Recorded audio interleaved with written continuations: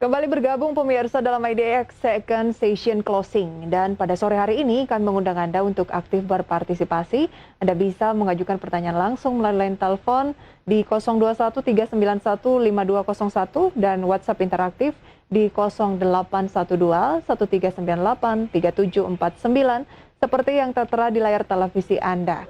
Dan untuk mereview dan melihat proyeksi perdagangan di hari esok pemirsa, saat ini kami akan berbincang bersama dengan Bapak William Hartanto selaku Technical Analis PT Panin Sekuritas.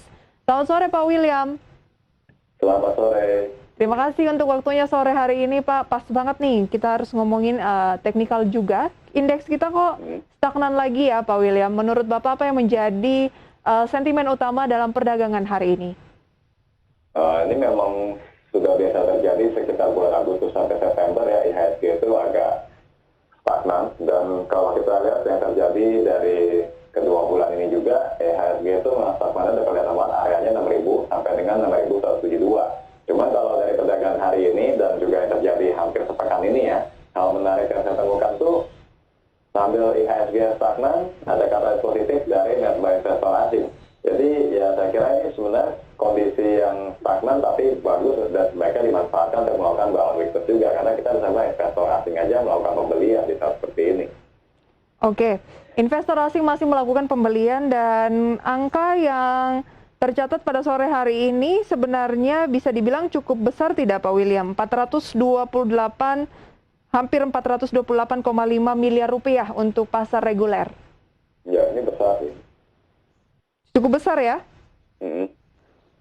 Baik, nanti akan kita lanjutkan peluangnya seperti apa ya Pak William. Kami ada informasi terlebih dahulu mengenai BP Jam Sostek.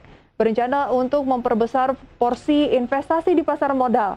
Dan rencana tersebut akan direalisasikan jika pasar modal makin kondusif. Berikut informasi selengkapnya dalam Topic of the Day.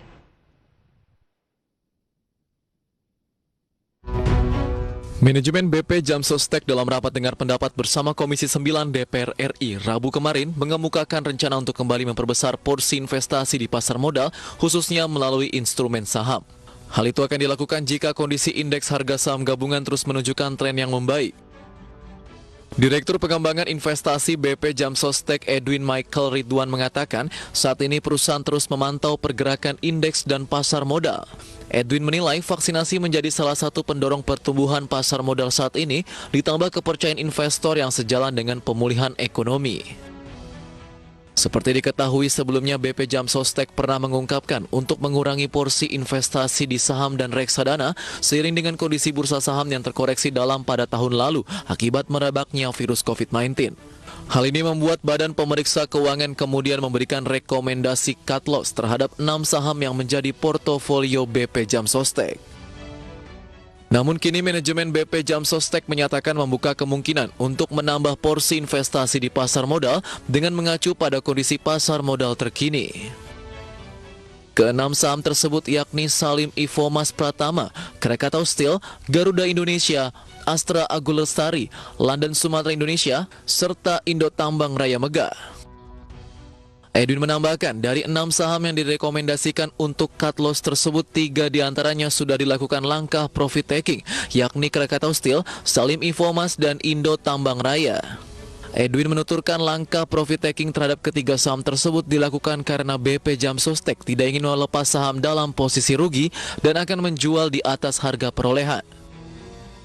Sementara Direktur Utama BP Jam Sostek Anggoro Eko Cahyo mengatakan, per Agustus 2021 nilai hasil investasi BP Jam Sostek sudah mencapai 22,35 triliun rupiah. Sementara hingga akhir tahun, dana investasi ditargetkan mencapai 33,24 triliun rupiah. Namun dana hingga akhir tahun diperkirakan masih di bawah target yang sebesar 37,4 triliun rupiah. Anggoro menegaskan hasil investasi BP Jam Sostek tentu akan kembali dalam bentuk manfaat kepada peserta. Manfaat tersebut yakni berasal dari realize atau keuntungan investasi yang sudah direalisasikan. Karena itu Anggoro menyatakan perlunya payung hukum untuk melaksanakan langkah pemberian manfaat tersebut, di mana payung hukum diperlukan agar BPJS Ketenagakerjaan memiliki guidance untuk cut loss terhadap unrealized loss dalam berinvestasi. Dalam beberapa tahun terakhir, hingga 2019 lalu, BP Jam Sostek memang sudah mengalokasikan 30% portofolionya di saham. Hal ini menunjukkan BPJSTK sudah menggelontorkan 30% dari dana kelolaan baru tahunannya dan mengontrol kurang lebih 7% dari jumlah saham beredar di pasar modal Indonesia. Berbagai sumber IDX Channel.